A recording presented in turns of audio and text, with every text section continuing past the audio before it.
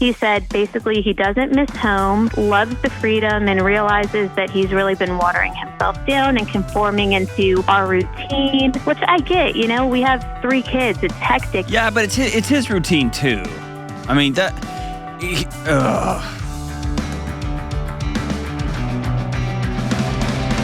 What is going on? This is John with the Dr. John Delony Show. I mean, literally the greatest mental health and marriage and parenting podcast and pet care podcast and roadway cleaning podcast that has ever existed. And I'm just going to keep adding things because we're making this whole thing up anyway. I'm so glad that you're with us.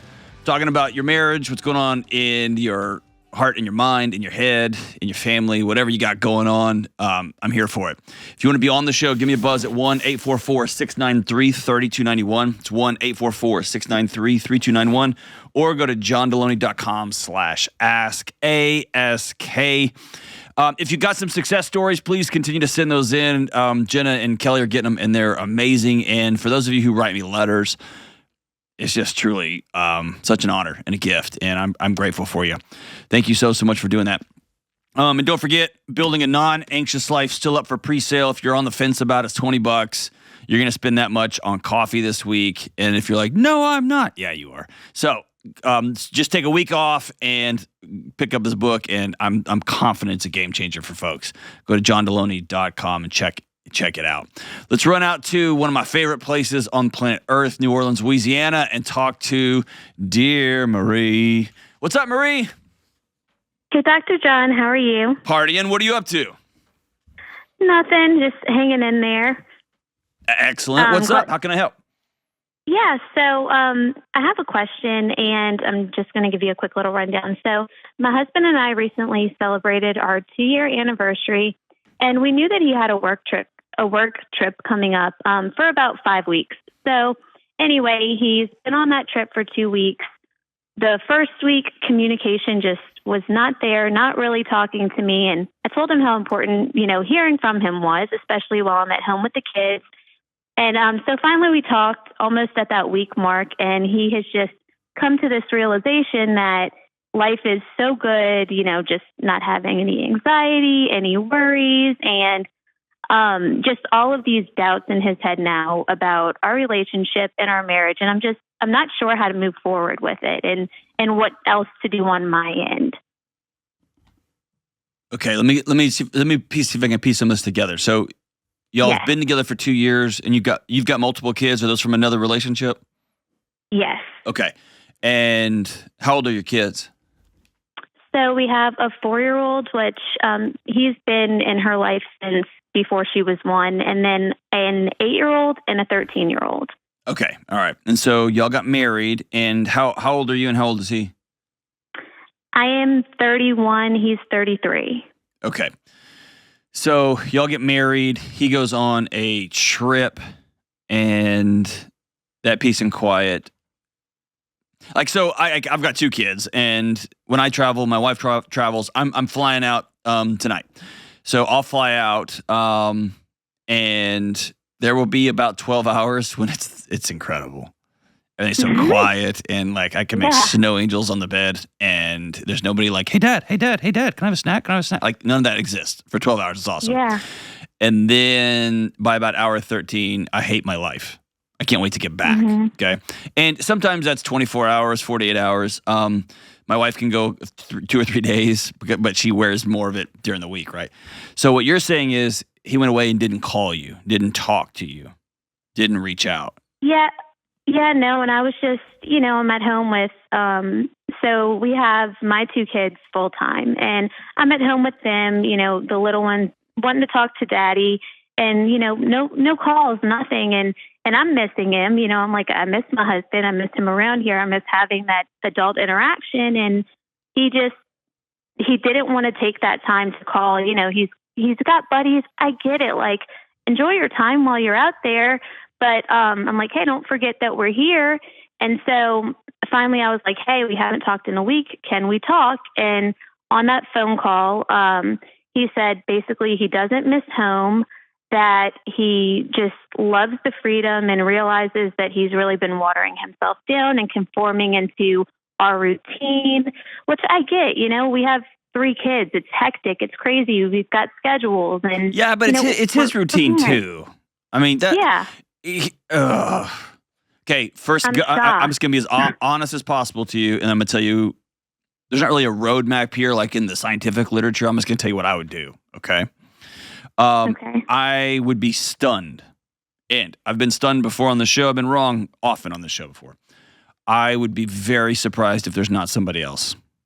Well, since you mentioned that, it's crazy how God works, like always. So I'm on Instagram, just scrolling, looking, and a picture came up, and I was like, oh, cool, it's him, like at a work function.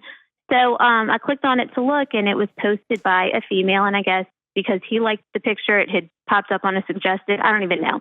But I looked at it, and I found out that, the times that he did talk to me and tell me he was going to eat with the guys, that they hadn't hung out with any girls, that had been false. And there was this one particular girl he had been hanging out with on a regular occasion, just, leaving it out.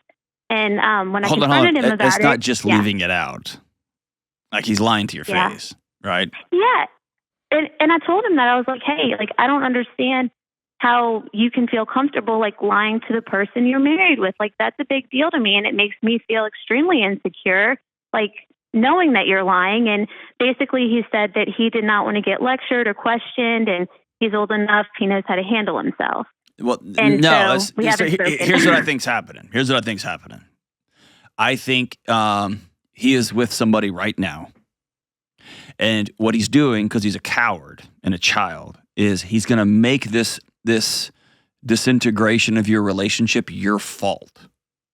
Mm-hmm. I don't like conforming. You're squashing me. You're judging me. You're leaning on me. You're doing these things to me. And look what happened. I just had to go fill in the blank. I had to go for a week and not talk to you. So this is, I'm going to give you like some secret guy code stuff that you're not supposed to know because you're not in the gang, right? But I'm going to tell you.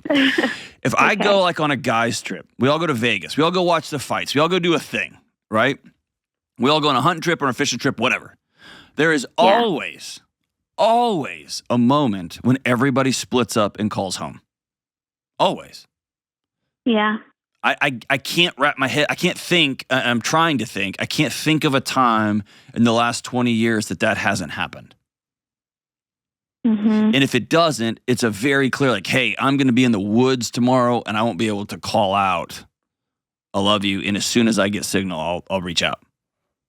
But like, this idea, like, I was with the bros and we all forgot, that's stupid. Because I guarantee you some of those guys broke out and said, hey, I got to go call home. And it's not uncommon for everyone to be like, I got to go call home. Blah. But most of the time, guys can't wait to call home and check in. Yeah. Right? And so you're not crazy. Yeah. And I'm just going to talk to you for a week is madness. That's nuts. It's just nuts. And it's a very cowardly exchange. So I'm going to tell you what I would do. And this is a terrible recommendation. And so I can't recommend it to you. What I'm telling you is this is what I would do. Okay. If my wife was gone and she was going on how long is this work trip, by the way? It's almost 5 weeks. And so we're... What does he do? It's military training. Well, that kind of changes things. Is there a possibility he doesn't have access to his phone? No, he does. Okay. He does. He's just made it clear that like he's really enjoying his, life. And I get it. The first 2 years of our marriage have been, it's been hard. We've been having to figure out how we can blend our families together. We're figuring out communication, which has been, a really hard spot for us. Yeah, but you don't quit. You don't quit. Yeah, no. And, for the last 2 weeks, I've been reminding him that I'm like, hey, I'm here for you. I love you. I want to work on things. I want to fix things because he didn't say anything about this before he left. He's like, "Oh, our relationship is great." No, it's because he's a coward. What does he tell you? What does he tell you when you say, "I love you" and I want to work on this? He just says that he's enjoying himself and that he has to see what the vibes are like when he gets home and how he's. Dude, you're not still trying out. This isn't a tryout. I know, and I'm like, it makes me feel crazy because I'm like, am I crazy for missing my husband? No, you're not crazy on any part of this. Know. And if he was to come in and say, or before he left, listen, the last 2 years have wrecked me in a way I didn't anticipate. And I need a couple of weeks of no communication because I got some hard things to sort out in my mind. Yeah. And that would be a truly devastating conversation to have in person. And it's basically like we're going to take a quick 2-week, 3-week separation. We're going to take a quick 2 or 3 weeks. Like this, me going away for 5 weeks is bigger than just, we're going to be apart. Like I've got to get my head screwed on straight and I got to figure out if this is what I want for the rest of my life. And like, if that was a friend of mine, I would challenge the premise of that just because it doesn't align with my personal values. But that's the respectable way to do something like that, right? It's not just to ghost your wife. So no, you're not crazy at all. To answer, like I would get in a car or I would fly out and I would meet that person directly. Yeah. And I don't know if that's possible on a military base. I don't know if there's evening release. I don't know any of the details around that. But I would have to know, you're not going to just not talk. You're not going to just ghost me. If you are leaving me, we're going to have this conversation now because you mean that much to me and my marriage means that much to me. I also know this. That is not a safe situation for everybody. It's not a smart situation for most. And so I can't recommend it. What I'm saying is it would mean that much to me that everything in my life stops right this second. Right this second. And that becomes number one priority. Yeah, and I felt that way. I thought about it, but I'm like, just the responses that I'm getting from him, like I think he might be upset, if I went over there, and it's so I've been trying to give him his space. Yeah. But hold on. Why do you think so little of you, Marie? Like I don't want him to be upset. How's his wife supposed to feel? She's getting left via text message. Like I mean, and he's just going to check out the vibes when he gets back. I mean, come on. Yeah, you deserve more. No. Person. You deserve more than this. Yeah. And the way you're interacting, the way you're talking, the way, and as I say, like I'd be willing. I'm fairly certain there's somebody else involved. And if there is, he needs to have the courage to sit down face to face with you and say, I've fallen for somebody else, or I am cheating on you right now. Or I got married, I met somebody else, and I haven't been totally honest with you, and I know that I've broken your heart and devastated you and the lives of these kids, but this is our reality right now. That is the noble way to handle a very unnoble situation. I don't even think unnoble is a word. But that's how you do that. And he's not. And he's leaving you, the wife, dangling on the end of this line, wondering what you did. And I hate it for you. I'm sorry. You're not crazy. Well, you have to ask yourself, here's the metric. You have to ask yourself, what does this relationship mean to you? What does the marriage mean to you? What does this person mean to you? And you got to own reality too. If you think if he's been lying to you forever and gets mad at you for calling him on it, if you think he's been cheating on you and gets mad at you, you don't get to be my parent. I'm your wife. And you start to go, oh, and you start to like, almost like watching The Sixth Sense, and they replay those key scenes, and you're like, oh, I missed it. If that's you right now, then you've got some harder conversations to have, some direct conversations. But here's the bigger picture. I want you to take your autonomy and power back in this relationship, because it's 100% one-sided, as though he's been doing you a favor by checking out the vibe, and you're passing the vibe test, so he hangs. And then once he's out, he's like, I don't like the vibes. We're going to chill here. As though you're like a surfing spot. You deserve more. You deserve more. And if he wants to call a show, I'd love to talk to him, man. I'd love to talk to him. It's frustrating to hear this side of it. Whew, man. This is the John Delony Show. We'll be right back. This episode is sponsored by BetterHelp. Hey, this is Delony. I hope y'all are doing well. Listen, sometimes it's hard to get our brains to turn off, and I know what I'm talking about. I am the king of racing thoughts. They've kept me up at night, they've got me up early, and kept me from connecting with people I love. If you find your thoughts start to race right before bed or during other super inconvenient times, a great way to make those racing thoughts slow down or stop is to talk them through. And therapy gave me a place to do that so I could get off the negative thought treadmill, learn positive coping skills, set healthy boundaries, and find some mental and emotional peace. And it can help you too. If you're thinking of starting therapy, give BetterHelp a try. BetterHelp is convenient because it's entirely online, so it's flexible and can fit into your schedule. Just fill out a brief questionnaire to get matched with a licensed therapist, and you can even switch therapists at any time for no extra charge. So take a break from racing thoughts with BetterHelp. Visit betterhelp.com/Delony today to get 10% off your first month. That's BetterHelp, HELP.com/Delony. All right, we're back. Let's go out to Jen in Omaha, Nebraska. What's up, Jen? Oh my gosh, Dr. John, I cannot believe I'm talking to you. You know what I was just thinking? I cannot believe I'm talking to Jen from Omaha. Hey, what is like what's like the thing to do in Omaha? Well, like I know Bright Eyes is from there, like a songwriter that I love, but other than that, I don't know anything about Omaha. What's like the thing to do in Omaha? Well, the College World Series is always pretty popular. That is, I need to go to that. That's on my bucket list. And steaks, Omaha steaks are from there. Yes. Awesome. They're delicious. They're delicious.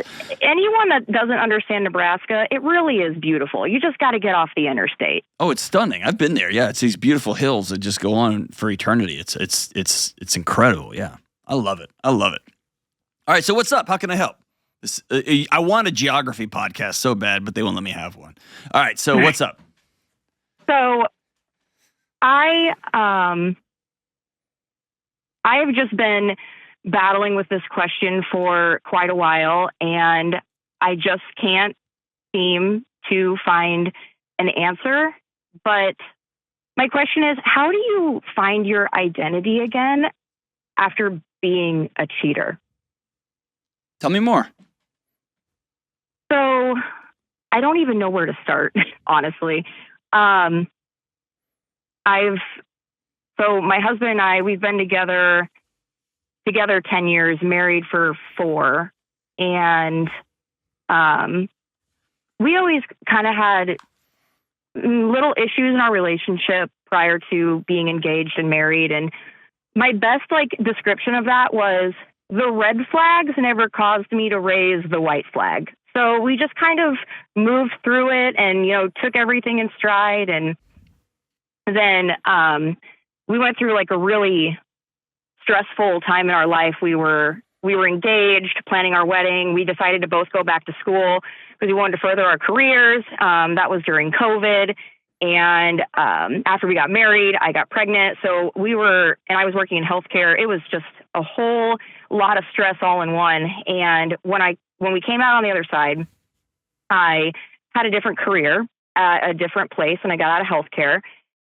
And I met a guy through my new career, and I connected with him on an emotional level that stepped outside the boundaries of my marriage. And, it's been about a year and a half now. And we just separated, and, it's just a lot. You and your husband, or you and him? Okay. No, me and my husband just separated. Okay. Did you sleep with this guy? No. Okay. So you met somebody and had a crush on him after a particularly chaotic time. You violated it, you violated your own conscience here, right? Absolutely. There had to be more of a reason why y'all separated. Well, that was mostly from things that were going on in our own relationship, but a lot of it, I think he really blames the cheating, but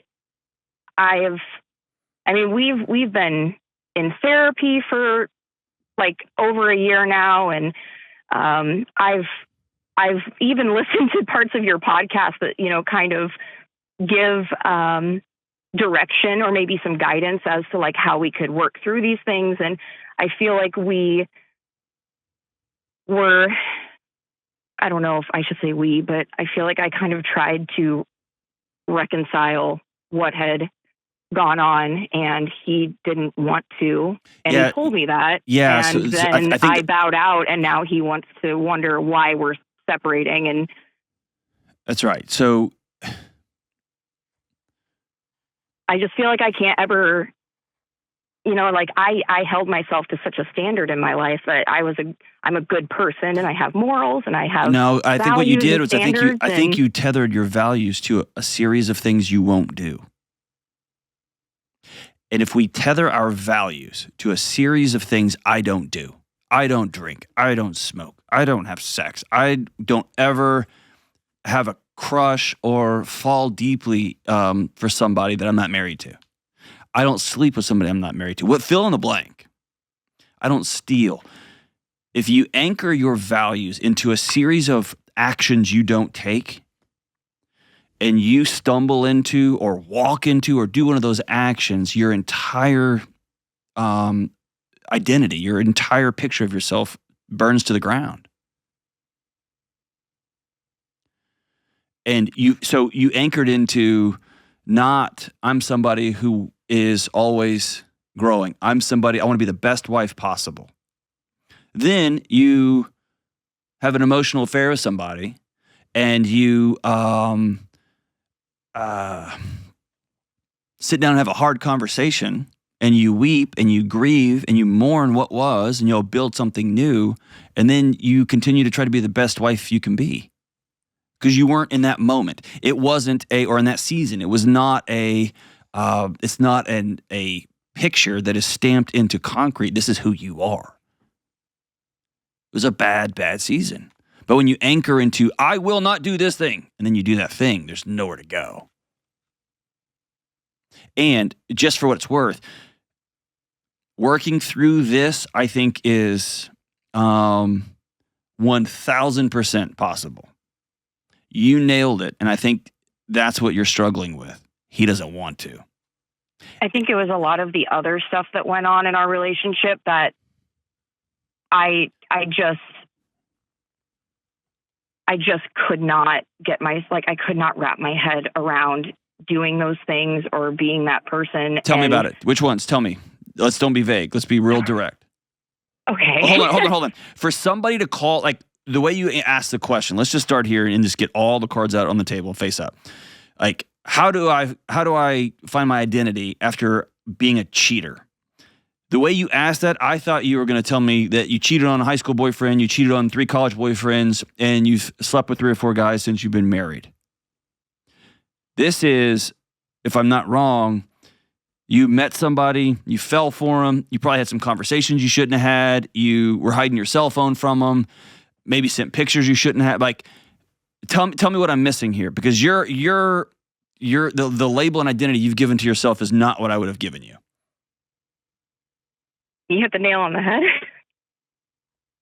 I just don't feel like I can, like if me and my husband don't work things out, which honestly, the way that things are going, I don't see us getting back together. But partially with the separation was for us to sort of step back from the relationship that we've been in and the problems we've been having and all of this, and to decide is moving forward together something that we want to do and we want to work on, or are we going to move forward apart and, full on divorce and separate everything? And I think it's only been a month that we've been separated, and the other day he was like, I don't want to drag this out anymore, and I was like, it's been 4 weeks.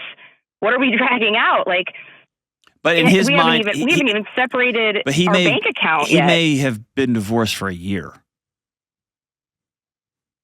He just didn't have the courage to say it because he didn't want to see himself as a guy who his wife had a crush on somebody else. What else happened at home? So I think the big turning point was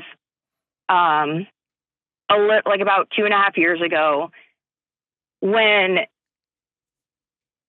I think like there's never been much of like me wanting to do things with him like physically, and he is such a physical connector that, you know, for years I just would kind of push under the rug, and I would just think that I thought something was wrong with me, that I didn't feel like I wanted to have sex with him or like do things with him. And I mean, I asked like my doctor, and I tried downloading apps, and I tried to like make myself want it, and I just didn't and don't. And I think the big turning point a few years ago was we got into an argument, and our relationship had always been pretty good. I actually always thought that we had a stellar relationship above a lot of other people. And I think I hung on to that vision until we got in this argument about, I don't remember what it started with, but he said that he was unwanted and unloved. And he said his life wasn't worth living anymore, and he left. He told me he was not coming back. And I just could not bear the thought that my child would lose her father. And I called him, and I tried to talk him back, and somehow, some way. Can I hop in here real quick? Yeah. That answer you just gave is very instructive for me. And maybe it's not the full picture. I don't want to hold you to it. But if your husband looks at you and said, I've felt unloved for long enough, and your first thought is, I don't want to lose my best friend. I don't want to lose the person who I love more than anything on the planet. The search for me figuring out ways that I can love you in the ways that you need to be loved or you want to be loved will never cease, because I love you to the end of the moon and back. That's one thing. But your first thought went to, I don't want my daughter to lose her dad. It gets worse. Okay, keep going.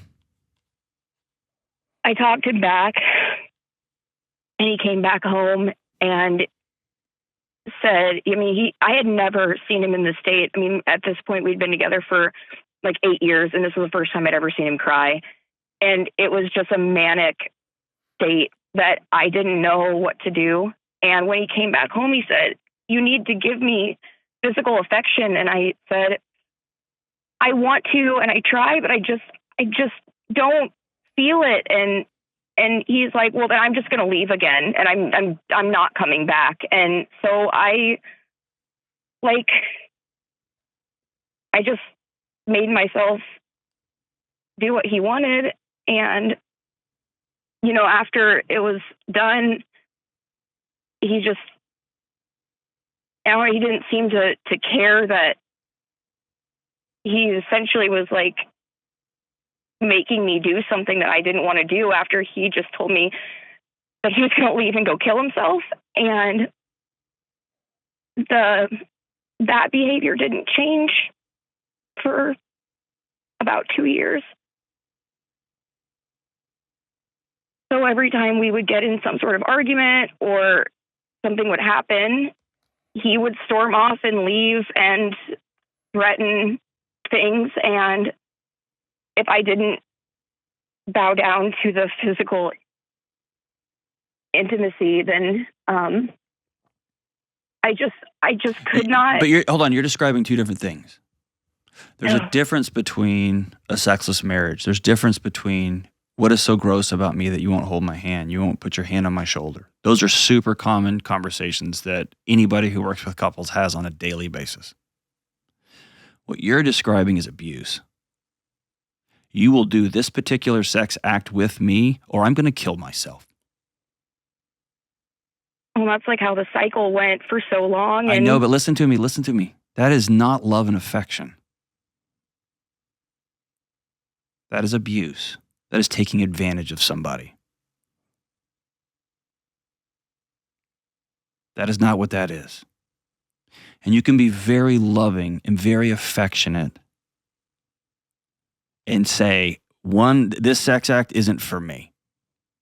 I'm not into it.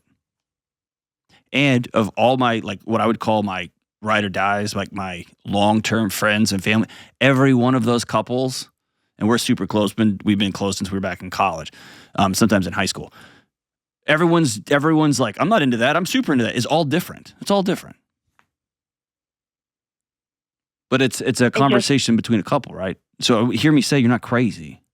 It just boiled down to I couldn't say no. Hold on. You could. Well, I don't want to say. I being in those kind of situations is a mess, and that's not for me to judge from here. So let's back all the way out and get back to your original question, because let me say this: I think this relationship needs infinitely more work than you think it does. Oh yeah. Okay. And if you were to call me and just have told me what you said, without you like having a crush on a coworker, if you had just called and said, my husband says either I do this particular sex act or he says he's going to kill himself and storms out of the house, I would tell you to run. And if you've listened to this show very long, you know I don't tell people that. But that's a manipulative, degrading way to get what you want, and has no place inside of a marriage. I think where my question came in is I still can't blame him for what I did because it was my actions and I did it. But now I feel like despite everything that went on and I still did that, I just feel like I can't trust myself. Like, am I even worthy of being committed to Yes. another person Absolutely. ever again in my life? Yes. Like, can I call myself a good person Yes, I will. ever again in my life? I will. I'll call you a good person right now. I just don't feel like as someone who did that, like I just can't. I just don't feel like I am like worthy of being in a relationship or worthy of being considered a good person who has any sort of moral or value in their life. I think you anchored into good people do this and good people don't do that. Good people stay married forever. Good wives make their husbands so happy they just can't leave anywhere else. Bad wives, husbands leave them. Bad wives do X, Y, or Z. Bad wives say, no, this hurts. Bad wives say, this makes me feel uncomfortable, so I'm not going to do any of that. Which what you're saying is good wives bury themselves in the yard and become walkways for their husbands. Bad wives say no, have boundaries, etc. Did you do something that was dumb? Yeah, 100%. Or I'll even back out of that. Did you do something that violated one of your core values? Yeah, you did. You got to make peace with yourself? Yeah. In the future, if you're with somebody and you're in a committed relationship and somebody at work is hilarious or good looking or they make you feel alive or they put their hand in the small of your back and tell you to go out of the elevator first and it just sends a jolt of electricity through you. Does that happen? Yeah. And now you know I'm not going to respond to those texts.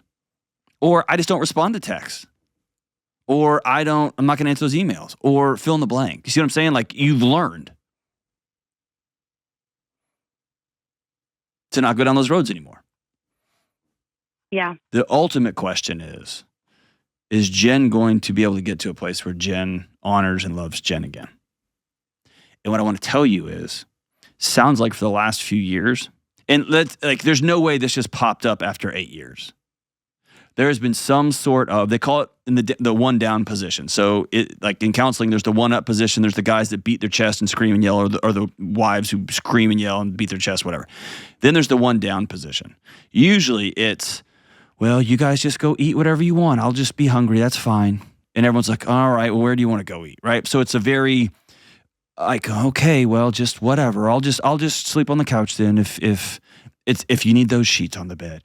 It's that, right? That's a power move. I would be willing to bet money that has been part of the narrative of your marriage that just erupted into a, you do this or I'm killing myself.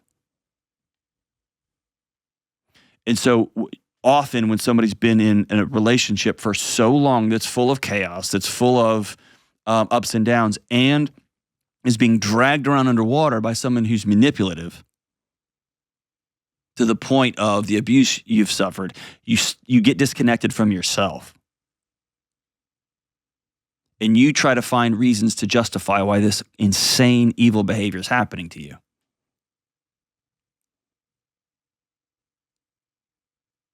And then I have a conversation like this that breaks my heart. Because sometimes it's, well, did you gain 10 pounds? Yes. Are you the grossest person? No, stop. Did this happen? Yes. Did you forget his keys? Yes. Did you fall for somebody at work and not sleep with them? Yes, that happened.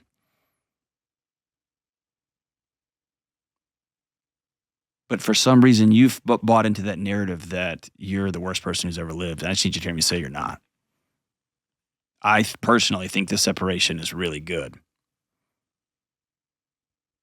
And after 4 weeks, if he wants to bail, then I think his behavior is a language and he's giving you all the information you need. And you're going to have to grieve the loss of your marriage. But this marriage is not going to end because you had a crush on a coworker, period. Do you believe me when I say that? I feel like it's something that I want to believe, but it's so hard to. I know. It's the truth.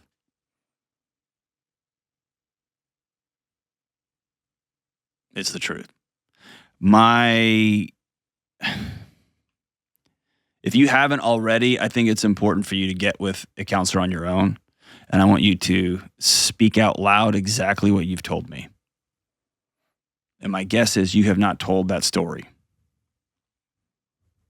Especially not to a mental health professional, because every alarm they have would have gone off, like mine is right now.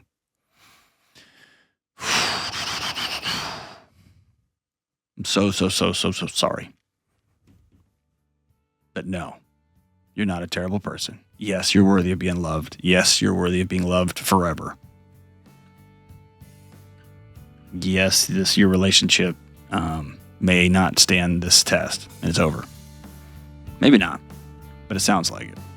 And if y'all choose to stay together, there's going to have to be some drastic changes in both you and especially your husband's way of interacting with the world. And he's going to have to take a knee in front of his wife and say, I've abused you for years, and that stops now. You're worth more than this, Jen. We'll be right back. All right, we're back. Let's go out to Stockton, California, home of the Diaz brothers, and talk to Alex. What's up, Alex? Hi, John. How are you doing? Good. How are you? Hopefully better after this call. There's been 2 tough ones, so give me an easy one. Oh, in that case, that I can. All right. I'm here with you. Let's do it. What's up? Okay, so let me start by the question. Is there anything else I can do to help or stop my 12-year-old daughter from getting bullied? Oh, man. At school? Yeah. All right. So, as you can imagine, I've dealt with this situation for my whole career. So, I'm going to go all the way to the back, and I'm going to ask you a few questions. They're going to sound hard. Is that okay? Yeah. Okay. Well, actually, before I do that, teach me about the bullying. What's going on? So the past, I believe, 3 years, she has been going through a lot of bullying, a group of friends, and I've constantly been called. I've went there. I've huffed and puffed and demanded to talk to the bully's parents, and it is impossible. I can't even set up a meeting with the parents. I can't even leave my phone number to the parents. It's like they cut off complete communication or any kind of like negotiation.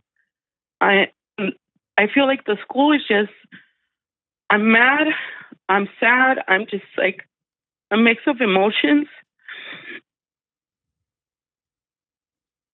Well, I'm going to do something I rarely don't do, but I understand the school's position on this one. Usually I'm complaining about the schools.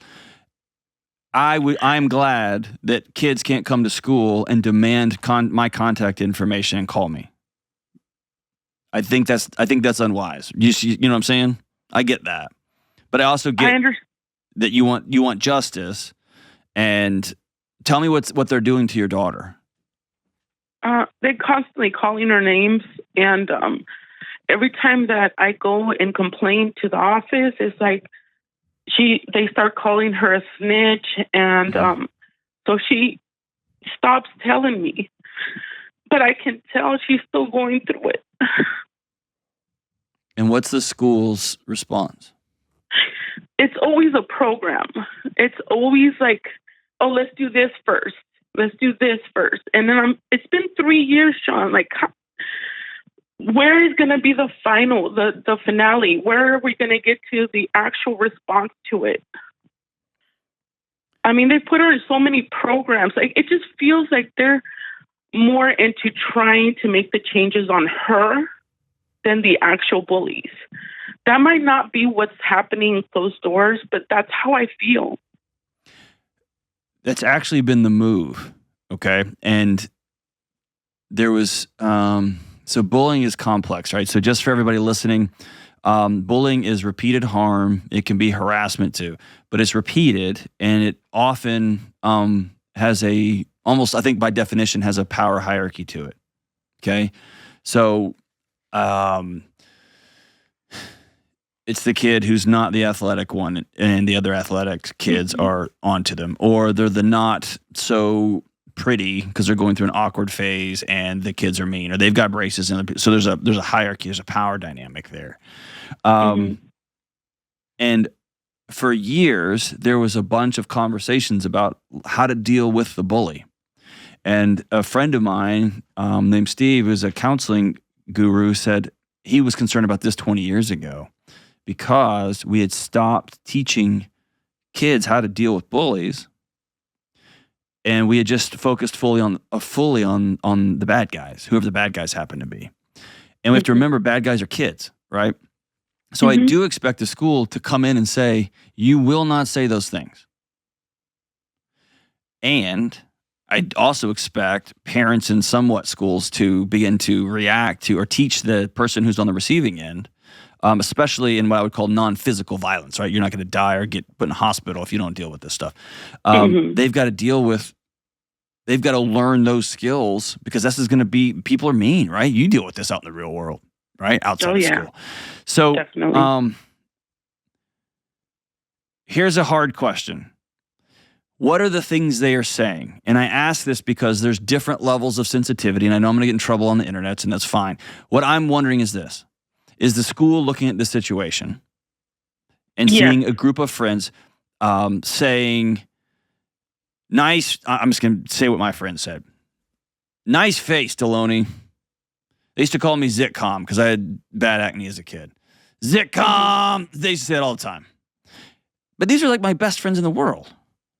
And it was mean, it hurt my feelings, but also I said my things back, and it was just, so I wouldn't have been classified as bullying.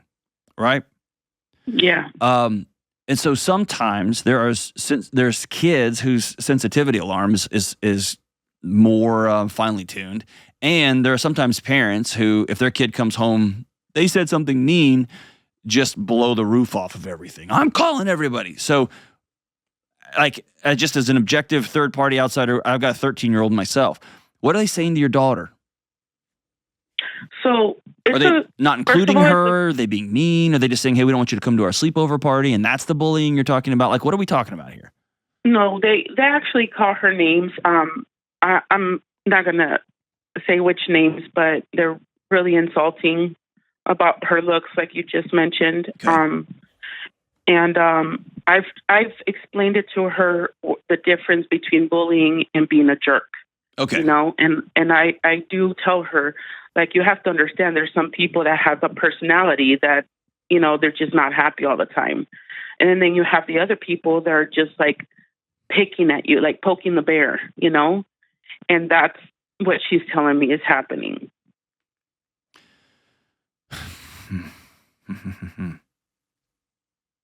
So there's a bully researcher by the name of Izzy, I think it's Coleman. Izzy Coleman. That's what, Izzy Coleman. And he talks about one of the corners, like one of the keys of poking the bear is a bear that is unable to be poked. Mm-hmm. So I know you've had that conversation with her when one of these kids says something about her appearance. And by the way, these aren't her friends.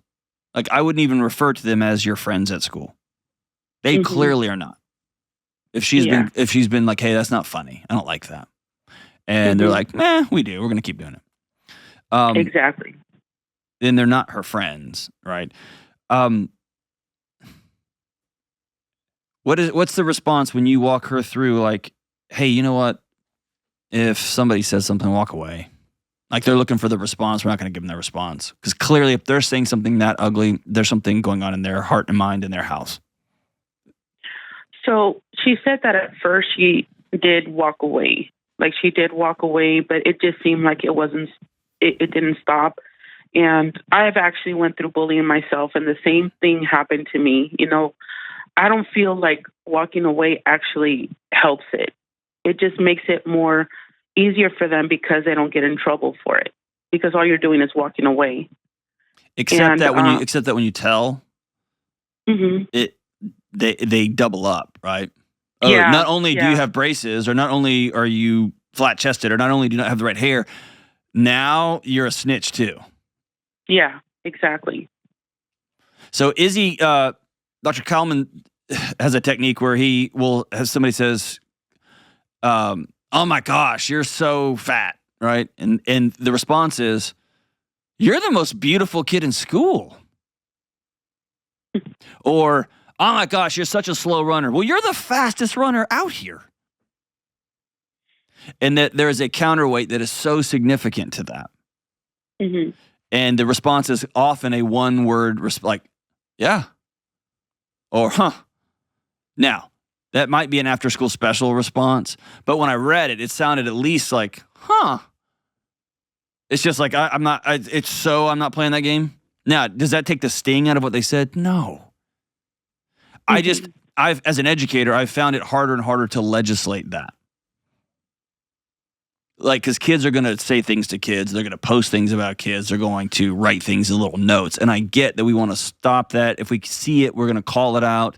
We're going to bring kids in and say, hey, it's devastating to talk about somebody's physical appearance. Don't do that. Don't do that. And if I hear about it again, you're going to be in detention. But that's hard, right? So I was going to say, even if she did do that, it's going to be a little bit difficult for her because she's going through a lot of depression, anxiety, and for her to be like positive response back when she just feels completely down, that's difficult for her because I've tried to tell her something like that. And here's what, I totally get it. But here's what I want to say. You'll have to choose your heart here. Continuing for 3 years on a track that's not working. Absent, take your kid out of school. And that sounds like, you just get a kid out of there. Well, if you're a working parent in a community, that's not always that easy, right? And I can't just quit work and homeschool you because we got bills to pay. So there's a trapped element here, right? She's gonna have to choose her hard. What I think y'all should spend some time doing, instead of just telling her, y'all have to role play this thing. Y'all gonna have to practice and practice and practice and practice. Almost to the point that it becomes silly. Here's how that looks in my house, okay? And this is something that I've been practicing for years. Is this the right way to do this? I don't think so. But it's a way, and it worked for me as a kid. If I say, gosh, it stinks in here, my son will just automatically, without even looking up, go, you stink. And without even blinking, my daughter will just respond, your face stinks. Here's what I'm trying to teach them, and I've been teaching this for years in my house. Number one, there's a time and a place. And if there's other adults, if I'm being serious, that behavior doesn't happen. But I don't want words from other kids to have quite the sting. And so we've turned that into a game. Yeah. Their bodies are not going to respond as though it's a threat. Now, if they're in love with somebody, if this is their core group of people, different ballgame. But if the instant response is, oh, I've played basketball, I've got another shot, then it changes the dynamic, okay? That's not for every family, and that's definitely not for every kid. So I can't recommend that. But a practice of,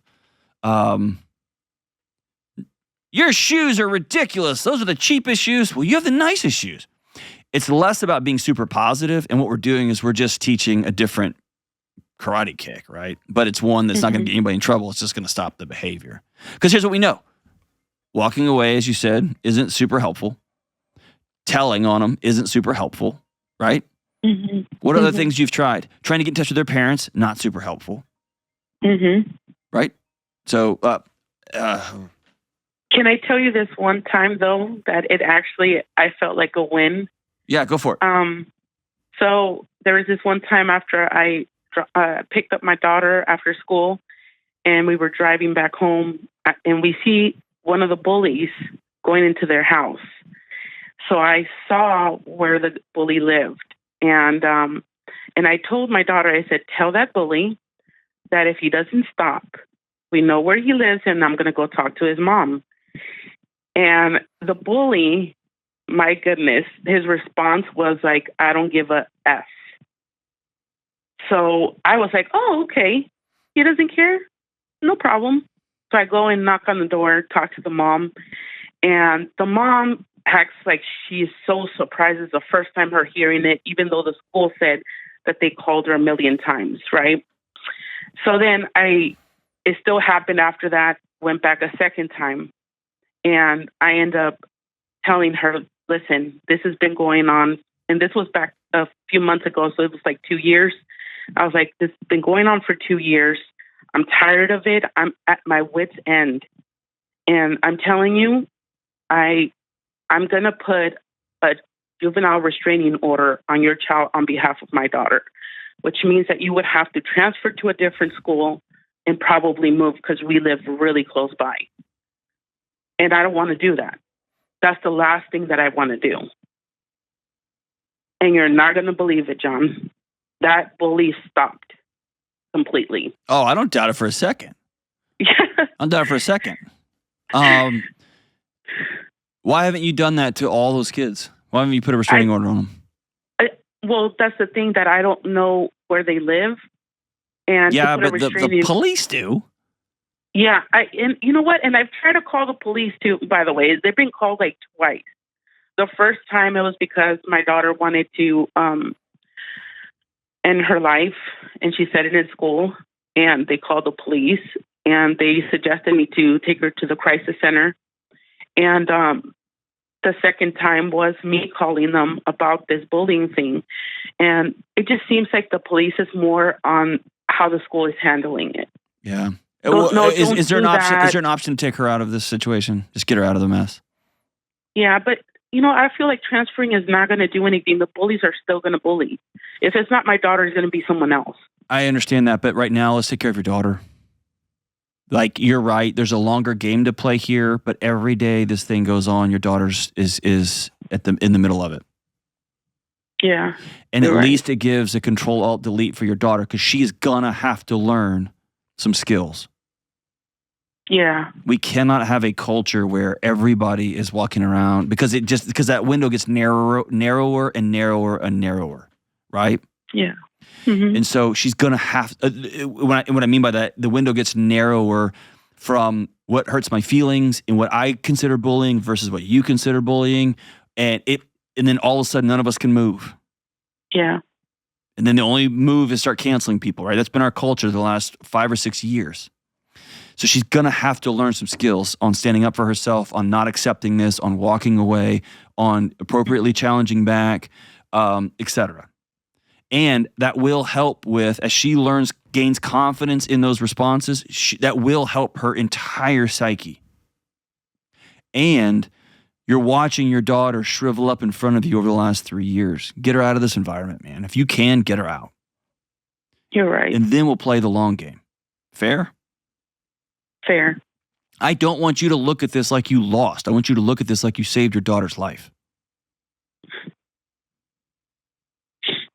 Okay? You're right. Because I feel like you're going to war with a bunch of 13-year-olds and 12-year-olds. And I feel like you're going to war with 12-year-olds and parents that you've never met and may never meet. And you're going to war against a school that isn't doing enough to protect your daughter. And you're going to war against a young girl's mental health challenges that are continuing to dwindle in front of you. What I'm going to tell you is quit going to war.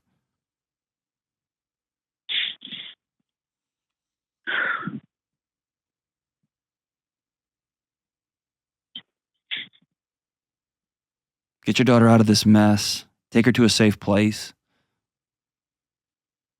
And then you can begin teaching her some skills. Then y'all can practice at home, not in the car on the way to work. Like, all right, so if anyone says anything, you're just going to say, no. We're just going to role play at home. No, those shoes are stupid. Oh, you've got great shoes. You can't even run right. Is that fun when you say that? Yeah. We're just going to practice those things. And it may not pay off when she's 13. It may not pay off when she's 14. But when she's 19 in college and somebody says something like that, man, she's going to have a skill set that many 19-year-olds don't have. And so everybody listening to this,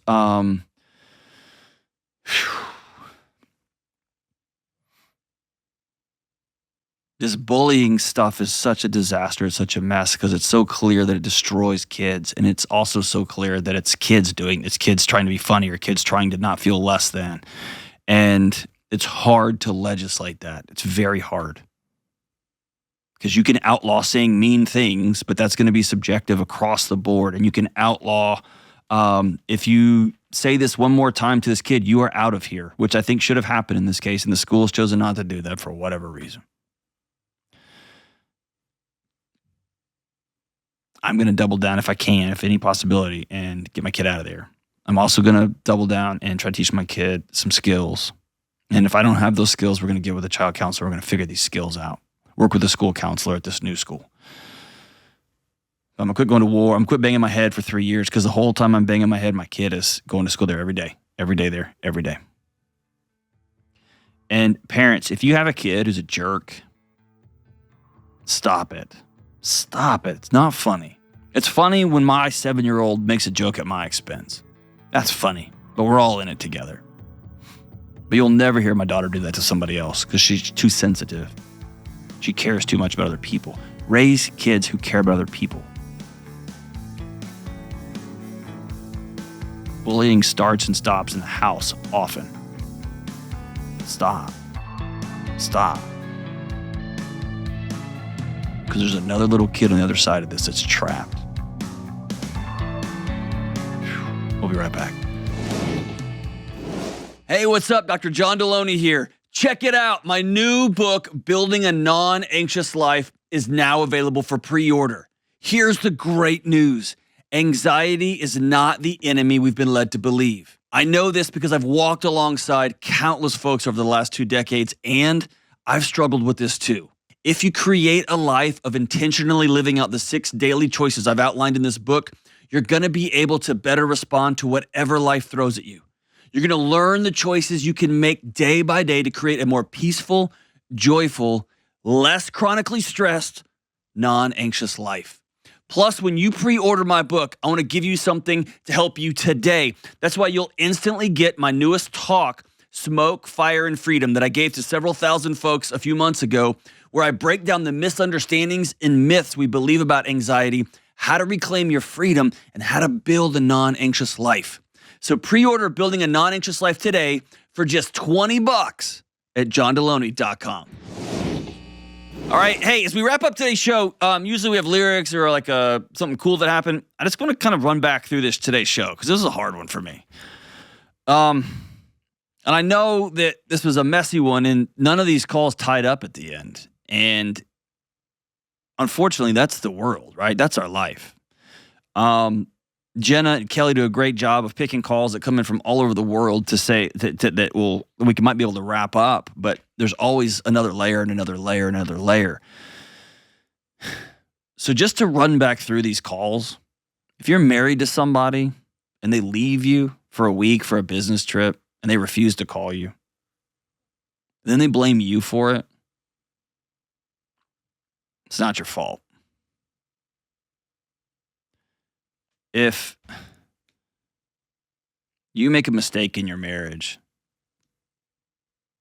after 2 years, 4 years, 8 years of what I would consider abusive behavior, and by the way, if you tell somebody you do this sex act that makes you uncomfortable, you don't want to do, or I'm going to kill myself, or I'm going to leave you forever, you and the kids, that's manipulative and abusive. And then you do something you're not proud of, whatever that happens to be. You get a ticket in a school zone. You have a crush on a coworker, whatever the thing happens to be. Yes, you are still lovable forever. You still have value. You got a lot to learn. You got some things I'm not going to do again. But you're very much lovable. And if you found yourself being abusive, you got mental health challenges, you've been struggling, you find yourself being manipulative, and you go, oh my gosh, I don't want to be that person. You have value too. Stop what you're doing. Stop. And go get help immediately. And almost every time, separation's important there. And if you got a kid who's being bullied, the first thing is, I'm going to get my kid out of that environment if I can, if it's safe. And I know that's not possible for everyone. There's millions and millions of people who can't just transfer schools or just move schools or whatever.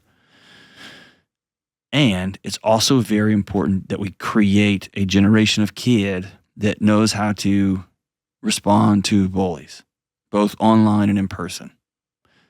That we cultivate friendships where friends will stand together and say, that's not cool. We're not having that anymore. But that means we are going to not just do programs, but we're going to, as parents, as neighbors, as friends, we're going to teach our kids, hey, when somebody says this is what you say back. And I'm not saying you punch them in the nose. No, that's the world we have right now, and it's not working. But there are some strategies that you can learn to deal with bullying. There is a moment for standing your ground. There is. And there's also a moment for I'm getting my kid out of this mess. Because over the last 3 years, I've had a joyful, fun kid who's now depressed and so anxious they can't breathe. And often that means there's stuff they're not telling you because they're scared of how you're going to respond. Let's take care of our kids first. Let's get them in a safe environment first. And then if we want to go try to change the system, great, we'll change the system. But let's don't do it at their expense if at all possible. And if you can't get your kid out and teaching your kid is not working, raise all kind of hell.